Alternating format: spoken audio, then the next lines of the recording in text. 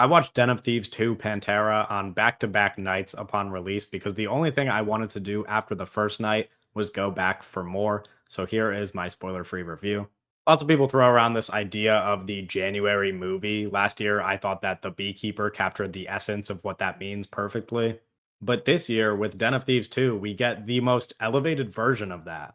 It's pretty simple. A heist movie with fast cars, guns, vault cracking, the mafia, a gorgeous European backdrop, and of course, the big heist. But there's a certain kind of care here and a few too many great choices to diminish the work by simply labeling it a January movie like all of the rest. What stands out to me the most, and what will probably be the leading cause of disappointment for many moviegoers, is how much patience is on display. At a 144-minute runtime, just 4 minutes longer than a similarly patient first entry, for many, this might be too long for the kind of movie that it is. It's only after over an hour of setup that we arrive at the centerpiece heist of the film, and with the exception of the opening heist, there is almost no action in between. Instead, we spend a lot of time getting to know our characters, and more importantly, establishing a bromance between our two leads, Gerard Butler as Big Nick and O'Shea Jackson Jr. as Donnie. The cat and mouse game that they played in the first movie has turned into a team up, an unoriginal but entirely effective concept in a movie full of unoriginal but entirely effective concepts.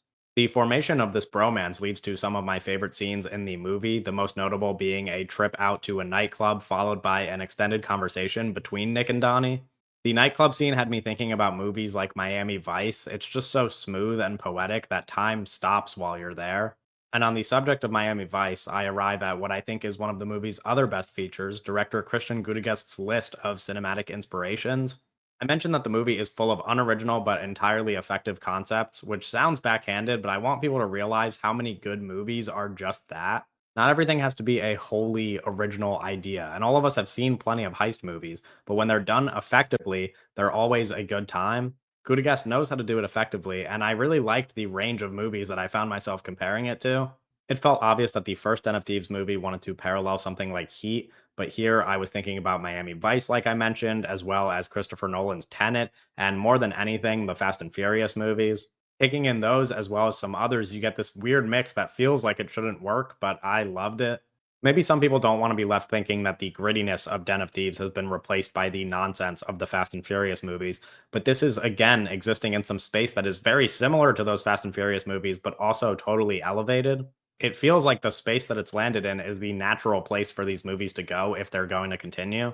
And I have to mention that one of my favorite parts of the movie is that it's essentially just a movie about two dudes doing it for the love of the game. It's sports at the highest level where losing the game is losing your life. Big Nick wants to learn what it's like on the other side, and he learns what Donnie already knows, which is that it's no longer about the money, it is about the thrill. Because Donnie says himself that he can't stop, he's got to chase it.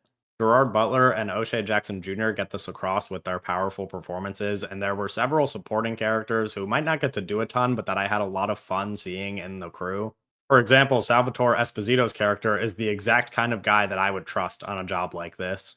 And the little moments that the crew share, much like the bromance between Butler and Jackson Jr., raise the stakes because you really do want to see them succeed. Everybody involved on either side of the job is breaking international barriers, and Gudegast even has fun with this idea by not using subtitles for the scenes that aren't in English. On the subject of the crew trying to succeed, we've got to talk about the big heist, which works on every level. Quite literally, since they go level by level into the depths of the World Diamond Center, building tension using rotating camera schedules, climbing across buildings, and constantly reminding us that security is just around the corner. I won't spoil whether or not they pull it off, but I will say that my hands were sweaty during the entirety of the heist. And the action that I said was missing in the first half of the movie is totally made up for in the third act. There's also one moment in the movie for me that felt like a total gut punch. I was shocked at how emotional I got, but it goes back to what I said about getting me invested early on. Den of Thieves 2 is more than just a welcome surprise. It's a movie I will watch over and over again as I hope for the announcement of a Den of Thieves 3, and then later a 4 and a 5 and a 6, and so on. You could let me know what you thought about Den of Thieves 2 Pantera, and you can keep up with everything that I'm watching over on Letterboxd, as well as following me on all of the platforms that I have linked in the description. And thanks again for watching.